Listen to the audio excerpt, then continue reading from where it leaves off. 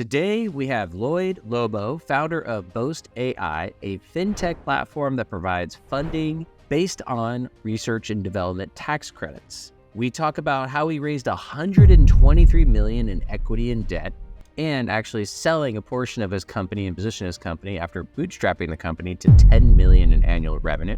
He shares his career journey, why they bootstrapped, and how he structured his capital raise. But let's go ahead and jump right into Lloyd's story.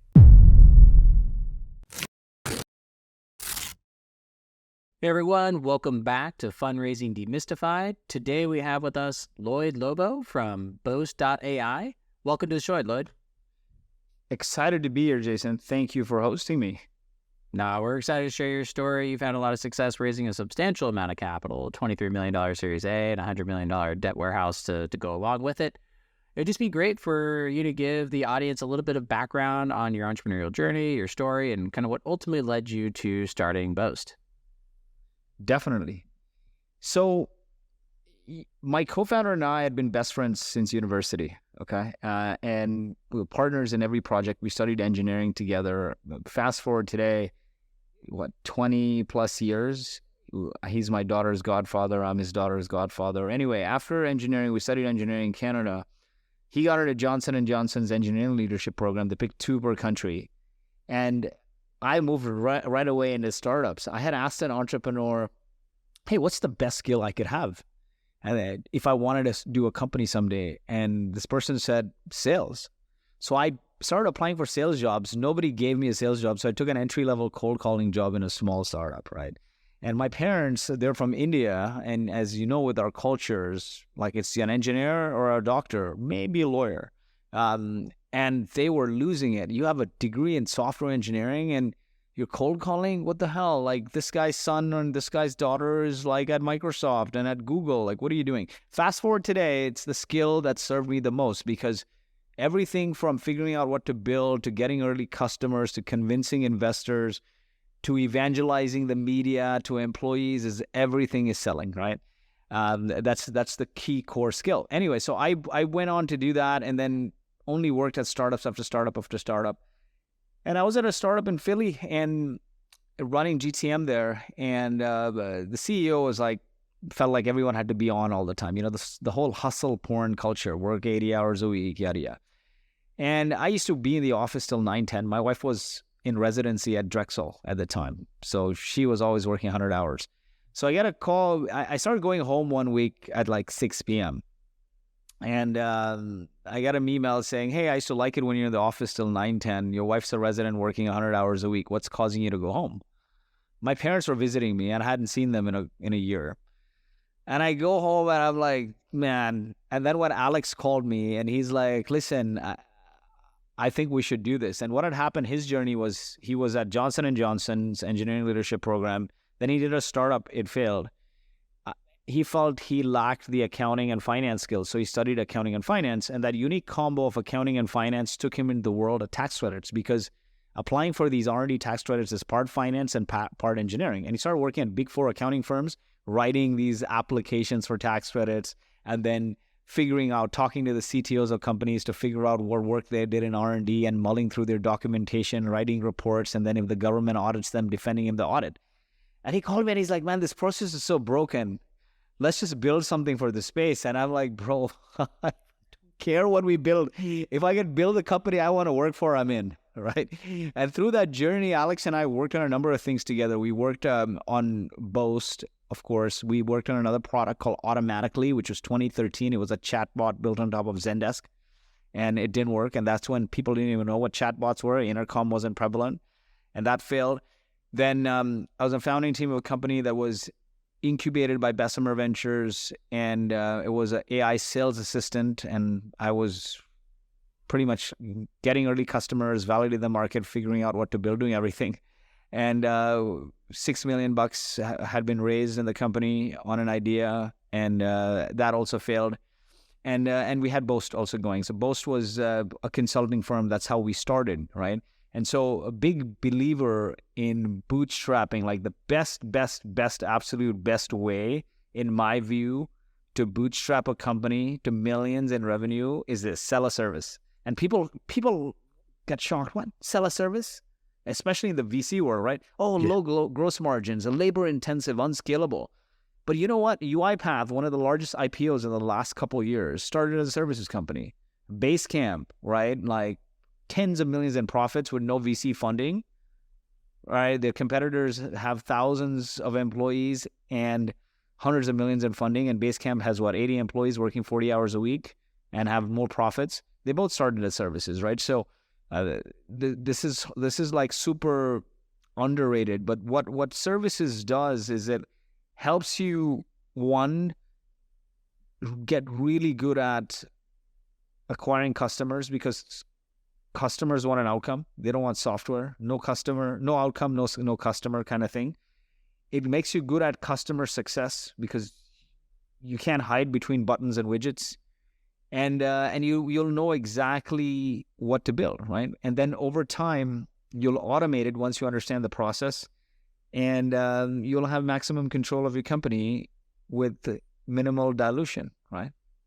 So that was the journey. That's how we started. And so after those two failures, we're like, listen, we're looking for all these sexy things in AI and this and that, but here we're sitting on a massive industry with hundreds of billions of dollars given in government incentives to fund businesses, broken application process, prone to frustrating audits, takes a long time to get the money. Why don't we just automate this? We have clients who've been doing it manually for. We know exactly what to build because we know the process.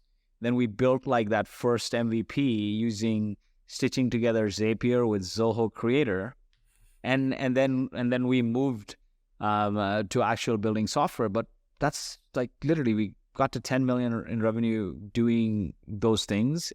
And in parallel, we built a large community because we knew that our ICP is CEOs of tech companies, and we're like, CEOs, why do they want these tax incentives to fund their business? Why do they want to fund their business? To grow their company.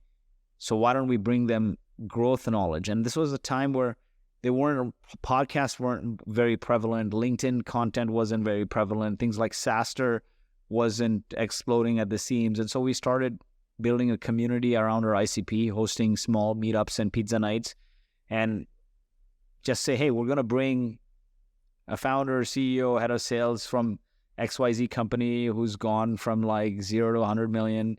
And they're going to tactically talk about how to get your first X and Y, right? First 100 customers, build your first sales team, build your first marketing op. Very, very tactical. And so our outreach jumped from saying, hey, buy my stuff. And imagine this, you're asking people for their research and development data. When you cold email and say, buy my stuff, they're going to be like, who the hell are you? Why don't I work with Big Four accounting firms? They're going to say, get lost, right? And so we shifted gears to saying, hey, we're hosting an event where we're inviting the CEO of X successful company who's going to talk about these Y topics. We only have 10 spots. And people started showing up to those meetups, like 10 people started showing up, 20. We did it with cadence. And eventually one day, 200 people showed up to the co-working space. And they're like, folks, guys, this is not a pizza night. This is a full-blown conference. That evolved into our community, which is called Traction. And today it has about 120,000 subscribers. We have a podcast. We have a big conference. Every major CEO from Uber to the president of Atlassian has come spoken at our events. But, it's funny is we had this chart before the 23 million round that showed our journey towards 10 and the number of events we did directly correlated. We had no marketing team en route to 10, like marketing team of 0. Wow. That is quite the journey that you went on. And I want to kind of unpack a couple of pieces of it, and specifically the choice to bootstrap, as we're in a market where there's just so much, we're coming out of a market that was all about, growth at all costs, burn, raise as much money as possible. If you can't raise money, you're not successful, and so on. But you bring out some good examples of massive companies that have bootstrapped, and you give some great advice. Basically build a profitable business to allow you to then fund the infrastructure or the development of a product. And that's giving you this place to, kind of then eventually choose who you want to raise capital from. So let's talk a little bit about the Series A raise. And in this case, your Series A raise is not traditional. And, you already got to $10 million in ARR by that time. What was your strategy when you guys decided to go out for capital? What were your goals and what ended up happening? It's funny. I wrote a post the other day which got a lot of love. I think it had almost 1,000 likes and hundreds of thousands of views on it, which said this is the absolute best way to raise money. And I literally talk about our journey bootstrapping while building a community. So we weren't thinking of raising, seriously. My co-founder, Alex, he has been very anti-raise given past background and what we've seen, right? You give up a lot of control and you do somebody else's zero-sum game. You feed into somebody else's definition of success, and he was against that. Now, Alex is based in Vancouver, Canada. I'm based in San Francisco.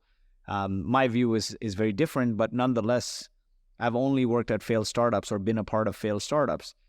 And my wife's a physician, and when I talk to her about raising, she's like, if you're going to raise money now that the company is bootstrapped and doing well, and you build somebody else's zero-sum game, and you fail, I cannot keep supporting the family. You're going to have to get a job at like Salesforce or Oracle or Google, and like, this is it. This is like 10 plus years of only either working as an exec at startups or like being on founding teams, and like nothing's ever worked out. And like the thing is, you don't even get a proper salary. That's even worse. So I got to pay the bills.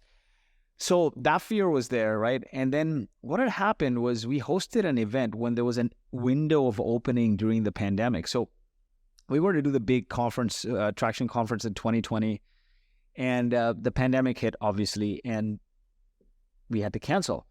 Now, I can't sit through hours and hours of content, so I didn't have the heart to produce a 2-day virtual summit. So I reached out to all the speakers, and I'm like, listen, would you be willing to hop on a 1-hour AMA with our audience?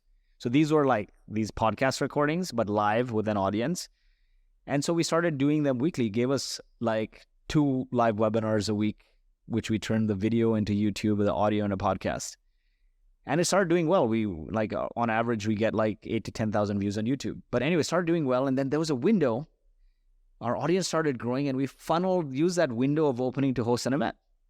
Now, one of the investors from our VC, one of the partners, came to this event, and they reached out wanted to know who runs this event, because they were very impressed with the quality of founders and everything there. And so I got on the phone, and they're like, hey, would you be willing to join our venture partner network, and we'll give you carry and this and that. And I'm like, guys, I don't have the time for this. I'm just like doing these events because it funnels like leads to the business and drives our brand. But I really don't have the time to be a scout for a venture capital fund. And they're like, oh, what does your business do? So I explained, and they're like, what? You're selling $100 bills for $20? You're literally saying, we'll give me your data, we'll give you money from the government, and when you get the money, we'll take a percentage. And they're like, oh, what are your gross margins? And what is the growth rate? And how are you funded? How's the cap table? They're like, we'd love to invest in the company. And I'm like, listen, we don't want investor money. We're good. And they're like, we're not traditional investors. I'm like, then what are you? Like debt lenders? And they're like, listen, we're growth equity. I'm like, what is that?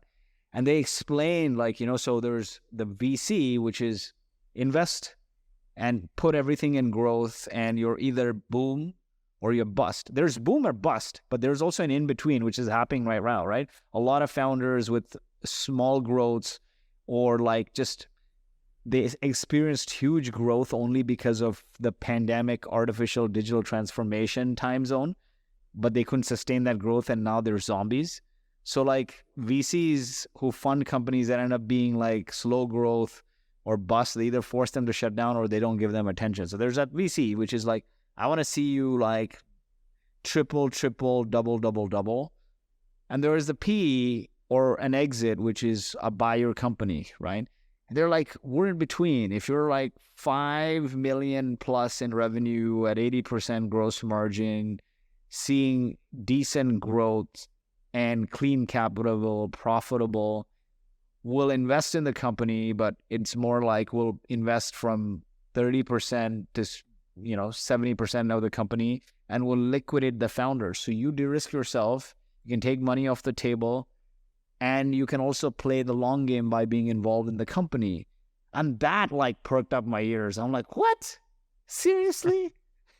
I'm like, my jaws are up. I'm like, are you kidding me? Like, this is This is an asset class. This is what people do. They're like, yeah. So then I started back channeling it. I brought it up to Alex. I had another meeting with the guys because it was open. And one of the partners was in San Francisco.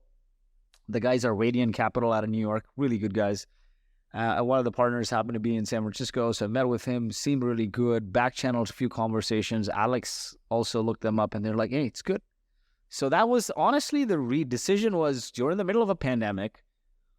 You can feel it, although the VC world didn't want you to feel it, that this growth that is happening, that this boom is a function of everyone needing to transact online, and it's not going to last forever. And that's exactly what happened, right? All the VCs knew it was a gamble.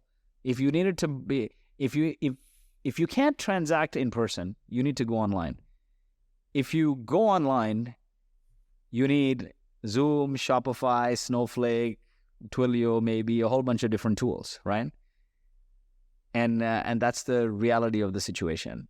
And so everybody needed to transact online. And the growth you experienced in 2020 and 2021, you can't sustain, obviously. And so at the turn of 2022, interest rates went up because they couldn't keep the interest rates low forever. And a market falling always follows an interest rate hike. A recession always follows an interest rate hike. You can look at every recession. And this was a 1-2 punch because the companies couldn't sustain the growth they had in 2020 and 2021. So started missing projections in 2022, coupled with, hey, interest rates are up. So now what happened? Valuations, markdowns, customers are not buying, missing projections, not growing, a lot of zombie companies. The unicorn porn that was proliferated in 2020, 2021 is like shattered, right?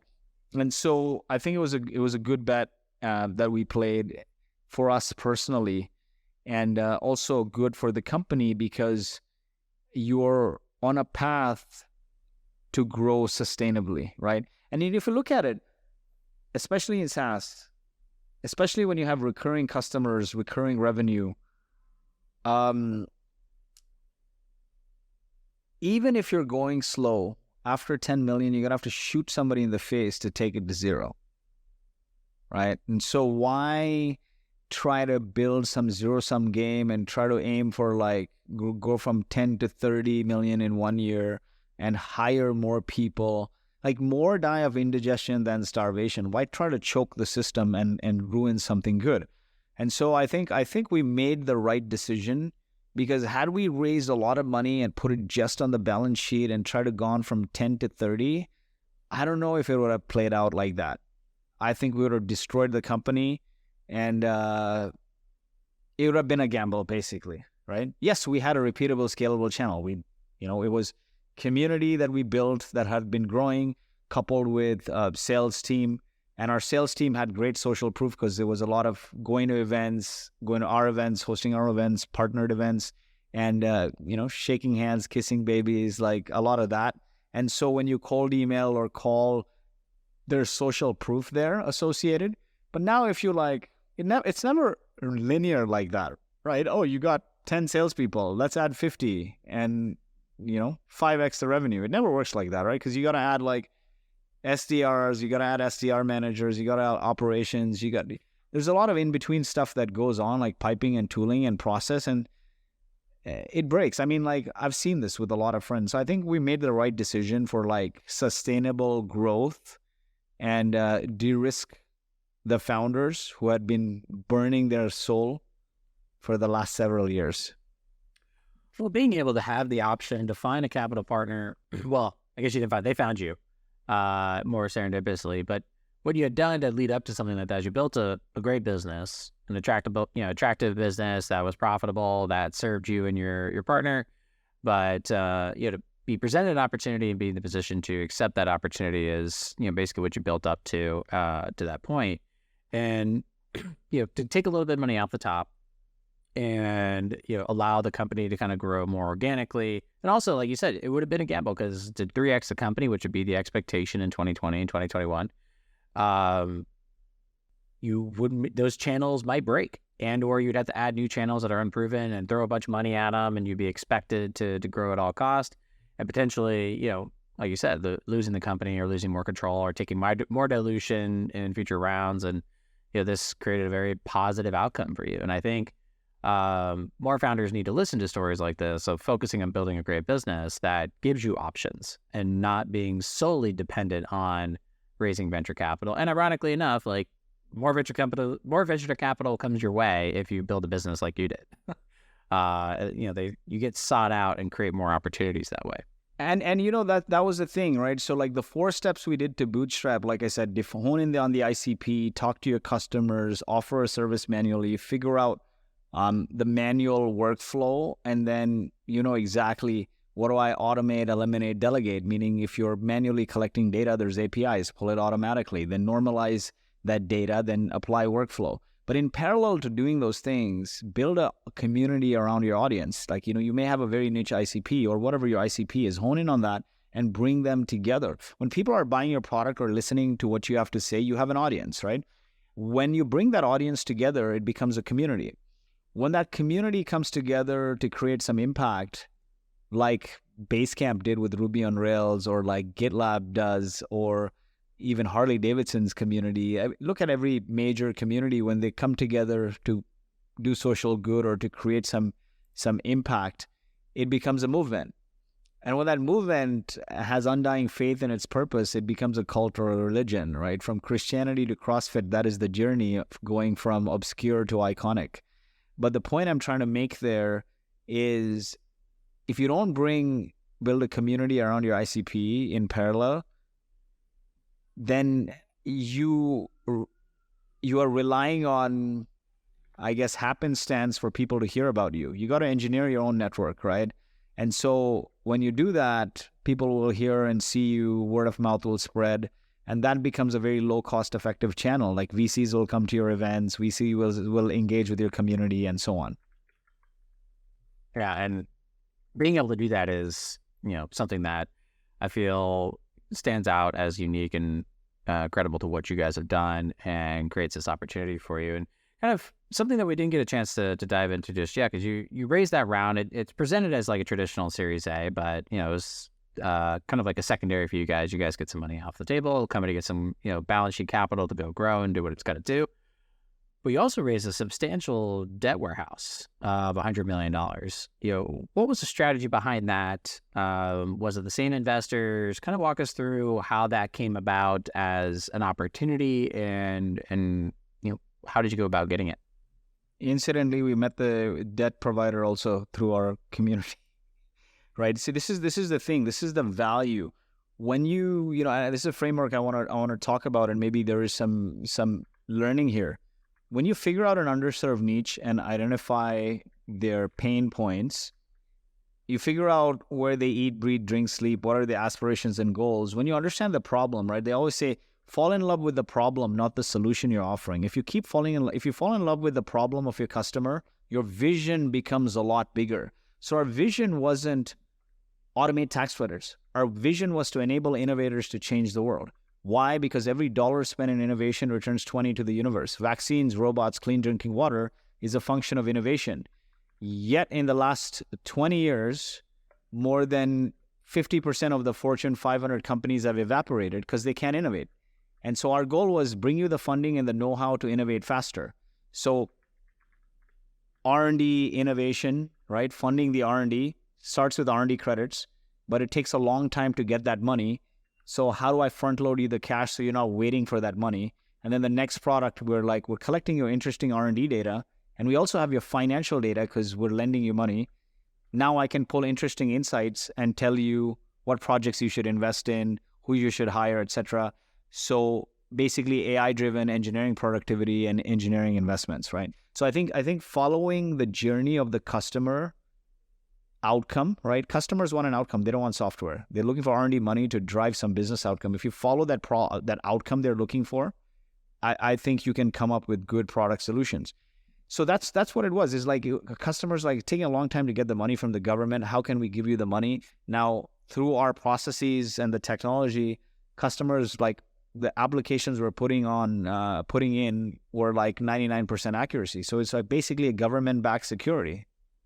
So getting money to lend against that was an easy thing. And then we met a friend through this traction community, became good friends, and she's like, "Hey, we'll put together a warehouse facility and lend to this, help you lend to these companies." So it became a win-win because a good outcome for the customer. They're not waiting long, and it's a good outcome for us because it gives us a little more spread, right? It improves our NRR, and now overall, though, it's good for us and the customer because before we were collecting R&D data and payroll data and some bookkeeping data because whatever we need to learn about the business's R&D, money spent on contractors, supplies, and payroll.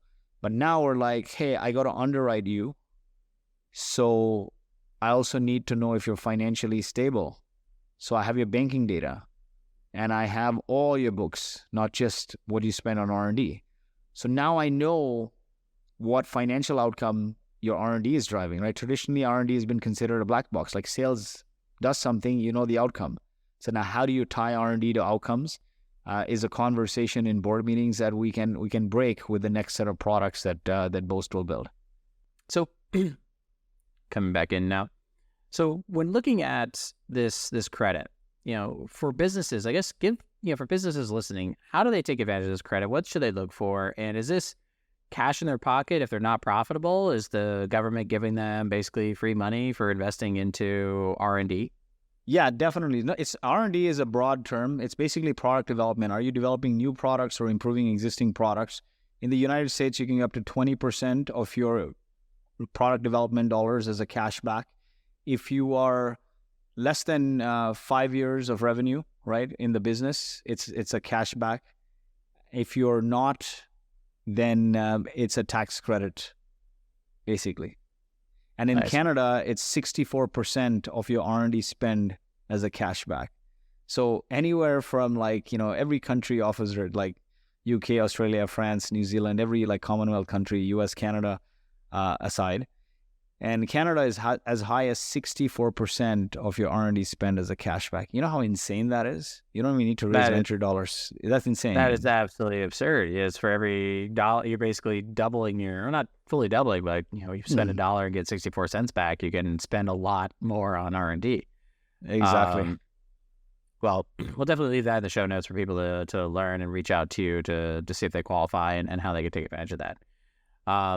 So once you raised the $100 million debt facility, which, came shortly after raising the A, what has it done for the growth of the business and the opportunity for the business? And, what was some of the key learnings from that experience? Definitely. I think one of the key things is startups are built in phases, right? Phase 1 is validation. Get 10 customers to pay you to try it out. Phase 2 is product market fit. What are you optimizing for? Increase your customer base to maybe from 10 to 50, you're optimizing for high retention. If you have 100% NRR, you have product market fit in my view. But what is the leading indicator of retention? It's engagement. If people are not using your product, they're not going to retain even if they bought annual contracts. Then the next phase is product channel fit. You figure out a scalable, repeatable channel to get, creep, and grow customers. This is a journey of mostly bootstrap companies, by the way. You don't have the energy to do 10 things at once. And then you get to a point of scale where you maybe 5-6 million in revenue, 4 to 5-6 million in revenue. You have one customer coming through one channel, getting one value, and then you put 75% of your energy on stoking the fire, you put fuel on the fire, and you spend 25% of your energy on trying new things, new channels, new products, new markets. And so that's what we effectively did. Added new products, right? And the R&D analytics one, which we have coming out, we expanded the R&D lending, we could invest heavily in that as well. We went into some new markets and exploring new markets and new channels. I think that's how we look to spend the money. It gave us basically wings, right? But we didn't ignore the 75% fuel on fire because the 25% is a test phase. And provided you've gone through validation, product market fit, product channel fit with that 25%, then you can throw fuel on fire as well. So it gave us more stability and credibility to go longer and faster kind of thing. Oh, that's great. And as we kind of wrap up here, this has been a great story for you to share, and communicate with everyone. Something that I want to kind of tap into a little bit is, once you've kind of left, you took some money off the table, you still have some upside in the business. But what are you doing now? Like, what's something that you're working on now? What are you focused on now? Yeah, definitely. So I'm working on a book right now on community-led growth, basically. Sounds appropriate for your experience. Definitely. So as I looked back and reflected on my journey after leaving the day-to-day operations of the company, I was president and co-founder and basically head of community. And as I reflected on my journey from bootstrapping Boast to being a refugee of the Gulf War, where the country was evacuated, I was like 8 or 9 years old. The community helped the country to safety, to everything I am in my life. Even the investors came to the community as a function of that. And, we sit in 2023 here, right, where marketing is literally taken a bloodbath. You see, CPMs are up. It costs twice as much to generate the same ROI from the same channels. Generative AI has made it worse, I feel, because you're seeing the same kind of content. Like, now somebody is like ChatGPT copy pasting, even in your LinkedIn comments, right? And consumers are tired, man. Clickbait, spam, pop-ups, giving personal data to access crappy white papers. And as you look at it, it's going to get worse and worse. The old marketing is build your company's brand. The new marketing is rise of micro-influencers and personal brands, like people buy from people. And actually, if you look at some of the most iconic companies, nothing really has changed. Right? Like the most iconic companies were built on communities. Like if you look at Harley Davidson, almost bankrupt in the 80s, rebuilt on the ethos of community. Community wasn't a marketing strategy, it was a company strategy. Employees went out and started writers' clubs. Writers became employees, employees became writers, oversight from the president. It's an iconic company today. Or Apple, right? Apple sells the outcome, not the feature, right? Huge communities become a better creative. HubSpot, perfect example. IPO'd at $1 billion. Today it's worth $20 billion. HubSpot had an inbound community before they even had a product. As an engineer, everything I learned about marketing was from HubSpot's inbound community before they even had software. So I truly believe that yesterday's innovation always becomes today's option and tomorrow's commodity. Look at the GPS. It was hard to get a hold of. Then it became an option in the car. Today it's a commodity. It's a car play. But if you build a community, you won't become a commodity because you're constantly focused on the customer, and that community is giving you the feedback and the voice to keep reinventing yourself. And so this book is about that, journeys from Harley Davidson to HubSpot and Nike and Red Bull, Atlassian, as well as startup communities like SaaStr and Startup Grind, and communities big and small, really, on how to leverage the power of people to accelerate your growth in the most cost-efficient way possible. And so that's the book. I talked to thousands of people, hundreds of businesses, asked the same questions over and over again, compared notes with our own journey, bootstrapping Boast, and distilled it to 13 rules to build and scale community-led businesses. Oh, well, that sounds like an amazing book that I'm sure our audience would be interested in learning more about. Where could they learn more about you, the book, and Boast.ai? Definitely. So I'm on LinkedIn, Lloyed Lobo. That's the place I'm most active. My name has an E in it, Lloyed, Lobo. And I was bullied as a kid because there was an E in Lloyd. And I asked my mom, why did you do this to me? Why did you butcher my name like this? And she would always say, I always envisioned that you'd be an entrepreneur someday, and you'd want to, if you wanted to ever brand name or trademark your name, you wouldn't be able to with a generic name like Lloyd. So I threw an E in there. That's so funny. Wow. Sometimes you will it into, I kid you not, I asked this every time to her as a kid growing up, like, why? And she said, sometimes you will it into existence. Law of attraction. And the book will be on FromGrassrootsToGreatness.com. It's From Grassroots to Greatness, 13 Rules to Build Iconic Brands with Community-Led Growth. Jason Lemkin of SaaStr did the foreword on that book, and I'm very grateful. He's been a longstanding mentor, giving us free boots when we started Boast, and always there with his advice, so eternally grateful to him. And Boast is Boast.ai. And if you want to tune into our Traction community, just go to tractionconf.io or search Traction Podcast on YouTube or on Spotify. Awesome. Well, Lloyd, with an E, it's been an absolute pleasure having you on the show today and sharing your story and sharing an alternative journey that I think most founders are not aware of. And as we go into this new market where things are not as clear as they once were, or not as, hot, or kind of, as you said, the unicorn porn, it's wise for entrepreneurs to consider their options and see what's out there and kind of play, but primarily focus on building a great company that generates profits. And I think that's ultimately what you did, and that created opportunities and windows for new choices for you to choose. But really appreciate you being on the show today, Lloyd. Look forward for our audience getting to dive into this and take advantage of your book and other opportunities. Definitely. As I close out, I want to share that a special thing told to me by an entrepreneur. Don't build somebody else's definition of success. Focus on building your own definition of success. And there were 3 questions he gave me. They're very crucial. His name is Jafar Owanadi, founder of Lupio, which also had a big growth equity exit, and now Barley. And he said, what is your personal definition of success? How much money do you want in your bank account? Is there a version of the company you don't want to work for? How long do you see yourself running the company? And what is the argument for raising versus not now? And those things are very important because as founders, we don't write this down, right? But if you think about it, when a founder and VC goes into the first conversation, mentally we're always misaligned anyway. A VC is looking to make X return in Y years. Our founder is not thinking that way, especially at the seed round. They think they're going to run the company. And founders should be very deliberate. Ultimately, you're doing this for personal financial freedom. Yes, you want to create impact. But if you don't take care of yourself and your family, you'll never be able to create impact in the world. So you got to ask, what is my personal definition of success, and how much money do I want in the bank account? And play that. And if raising VC money is not going to optimize that for you, then, find the right route for you. Or your